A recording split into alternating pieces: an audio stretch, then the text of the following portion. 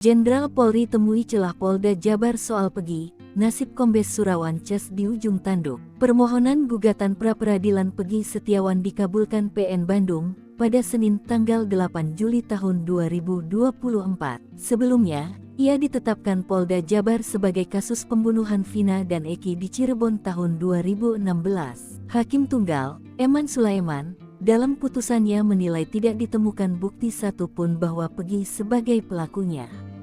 Kini, nasib penyidik Polda Jabar tengah disorot, termasuk Kapoldanya sendiri. Mantan Menko Polhukam, Mahfud MD, juga turun tangan. Mengutip tribuntimur.com, Mabes Polri segera turun tangan pasca putusan pra-peradilan keluar. Dirtipidum Bareskrim Polri, Brigjen Pol Juhandani Raharjopuro, mengakui ada formil yang tidak dipenuhi oleh penyidik Polda Jabar. Maka dari itu, akan ada evaluasi yang dilakukan Mabes Polri terhadap para penyidik di Polda Jabar. Juhandani menyebut pada prinsipnya Polri tunduk pada putusan hakim pra-peradilan. Sementara itu, mengutip wartakotaliv.com, Mahfud MD ikut mengomentari nasib Pegi.